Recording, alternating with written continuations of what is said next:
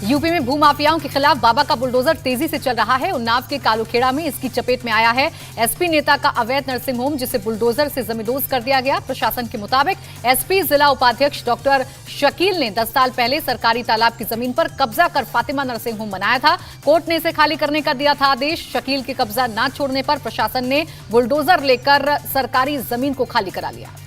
UP की तरह उत्तराखंड में भी बुलडोजर की कार्रवाई लगातार जारी है। हरिद्वार में अवैध कॉलोनीज पर बड़ी कार्रवाई की गई है। प्रशासन के मुताबिक चेतावनी जारी करने के बाद भी भूमाफियाओं पर कोई असर नहीं पड़ा, न ही अवैध अतिक्रमण खाली हुआ, जिसके बाद प्रशासन ने अवैध निर्माण और कब्जे को तोड़ना शुरू किया है। हर वो निर्माण जिसमें सरकारी नियमों की धज्जी उड़ाई गई है, उस पर बुलडोजर चलाया जा रहा है। छत्तीसगढ़ के सूरजपुर में सीएम बघेल और एक महिला के बीच नोकझोंक की तस्वीरें वायरल हो गई हैं। बघेल के कार्यक्रम में महिला अपनी शिकायत लेकर पहुंची हुई थी। महिला ने तेज आवाज में पुलिस की शिकायत की, जिस पर सीएम बघेल बिफर गए और महिला को डांटने लगे। बावजूद इसके महिला अपनी बात पर डटी रही, जिस पर वहां मौजूद लोगों ने तालियां बजाई। बीजेपी ने आरोप लगाया कि गहलोत ने भरी सभा में महिला शक्ति का अपमान किया। सोनिया गांधी ऐसे सीएम को हटाए।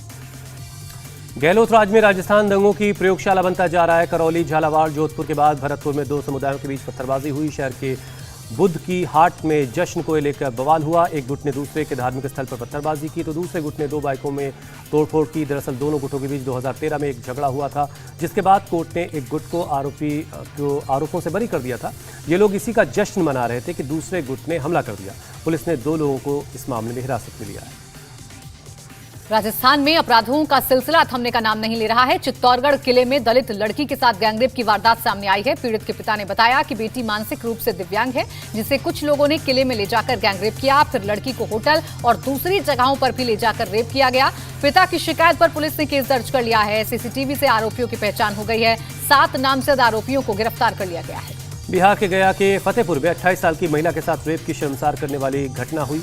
पुलिस के मुताबिक जब महिला अपने घर में थी तभी कुछ बदमाश घर में घुस गए और उसके साथ छेड़खानी करने लगे। छेड़खानी का विरोध करने पर बदमाशों ने उसके साथ सामूहिक दुष्कर्म किया। पुलिस ने अब तक एफआईआर में 2 नामजद लोगों को गिरफ्तार कर लिया है।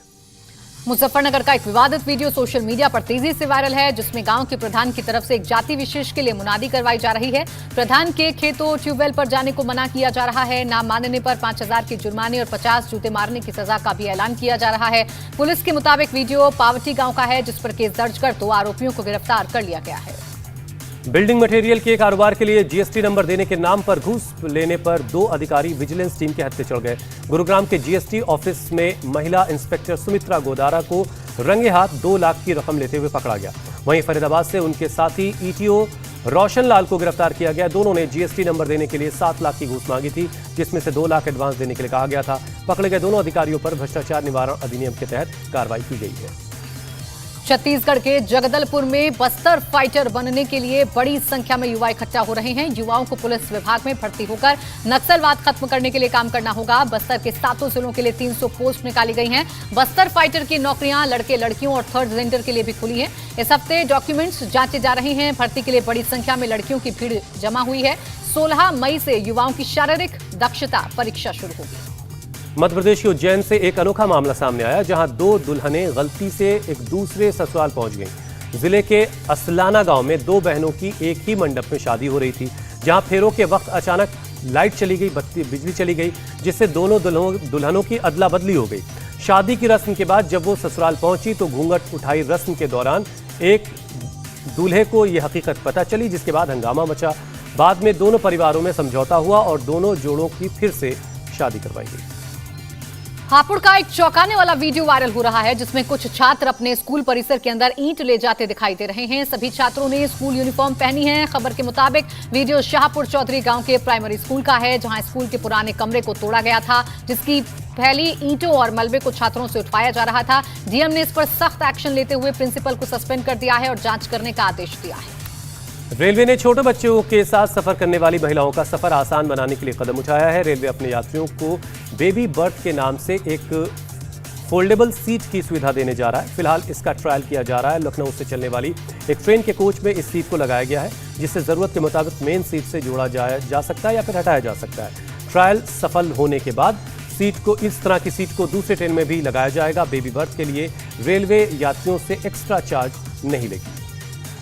आंध्र प्रदेश के नेल्लोर में रफ्तार का कहर देखने को मिला है। यहां एक तेज रफ्तार एक बस टायर फटने की वजह से पलट गई। दर्दनाक हादसे में एक यात्री की जान चली गई और 15 घायल हो गए हैं। बताया जा रहा है कि बस नेल्लोर से तिरुपति जा रही थी। दुर्घटना के समय बस में 35 लोग सवार थे। बस के पलटने के बाद गनीमत ये रही कि बस एक बिजली के खंभे से टकराकर रुक गई, वरना जान और माल का भारी नुकसान हो सकता था। नागपुर रेलवे स्टेशन परिसर में लावारिस बैग मिलने से हड़कंप मच गया। लावारिस बैग में से 54 डेटोनेटर और जिलेटिन की छड़ें मिली हैं। जीआरपी और नागपुर पुलिस ने मामले की छानबीन शुरू कर दी है। पूरे शहर में पुलिस अलर्ट पर है। कई जगहों पर चेकिंग भी शुरू हुई है। भीड़ वाली जगहों पर तलाशी अभियान चलाया जा रहा है। पुलिस के मुताबिक डेटोनेटर्स में एक्सप्लोजिव कंटेंट काफी कम है, जिसकी वजह से इसे किसी बड़े धमाके की साजिश नहीं माना जा रहा। गुवाहाटी में अमित शाह ने असम पुलिस को विशेष सम्मान से नवाजा। पुलिस को राज्य में पिछले 25 साल में शानदार सेवा के लिए प्रेसिडेंट कलर दिया गया। राष्ट्रपति के इस झंडे में असम का मैप, जिलों को दिखाते हुए 36 सितारे, एक सींग वाला गेंडा और असम पुलिस के प्रतीक चिन्ह को दिखाया गया है। ये किसी सैन्य और पुलिस इकाई को मिलने वाला सर्वोच्च सम्मान है। असम इसे पाने वाला देश का 10वां राज्य बन गया है। इस अवसर पर सीएम हिमंता और डीजीपी मौजूद रहे। बस्तर के कोटमसर से एक अनोखी और रोचक परंपरा सामने आई। यहाँ के मंदिर में विराजमान बंदिन देवी को काला चश्मा चढ़ाने की परंपरा है। हर 3 साल में एक बार यहाँ बड़ा मेला लगता है। पारंपरिक तरीके से देवी की पूजा होती है। चांदी के गहने चढ़ाए जाते हैं और किसानों की खेती को किसी की नजर न लगे, इसके लिए उन्हें काला चश्मा भी चढ़ाया जाता है। धर्मशाला में कांग्रेस के कार्यकर्ताओं ने खालिस्तानी झंडे लगाने के विरोध में मोर्चा खोल दिया है। कांग्रेस वर्कर शहर के मेन चौराहों पर इकट्ठा हुए और खालिस्तानी विरोधी नारेबाजी शुरू कर दी।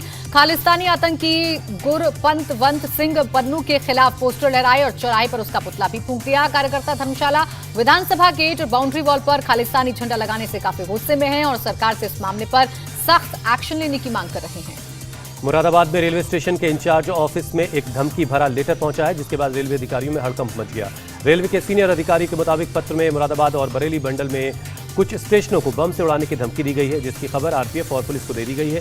सुरक्षा बलों को अलर्ट कर दिया गया। पूरे स्टेशन पर जांच कड़ी की जा रही है।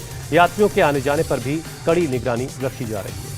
उत्तराखंड के हरिद्वार में भी रेलवे स्टेशन को बम से उड़ाने की धमकी दी गई है, जिसके बाद पूरे विभाग और पुलिस को अलर्ट कर दिया गया है। स्टेशन पर चेकिंग अभियान चलाया जा रहा है। किसी भी लावारिस चीज पर कड़ी नजर रखी जा रही है। स्टेशन के बाहर भी पुलिस ने सुरक्षा के कड़े बंदोबस्त किए हैं। सीसीटीवी कंट्रोल रूम से पूरे स्टेशन की निगरानी की जा रही है। इस दौरान यात्रियों से विशेष सावधानी बरतने की अपील की गई है। आज से केरल का सबसे बड़ा फेस्टिवल शुरू हो गया है। त्रिशूर पूरम नाम के इस फेस्टिवल को राज्य के 10 बड़े मंदिरों में आयोजित किया जाता है। त्रिशूर में देवी के सबसे बड़े वडक्कुन्नाथन मंदिर से यात्रा शुरू हो गई है, जिसका स्वागत दूसरे 9 मंदिरों में किया जाता है। इस त्योहार में हाथियों की भूमिका अहम है। हाथियों को त्योहार के लिए सुनहरे गहनों से सजाया गया है। इस त्योहार में शामिल होने के लिए देश विदेश से लाखों लोग आते हैं।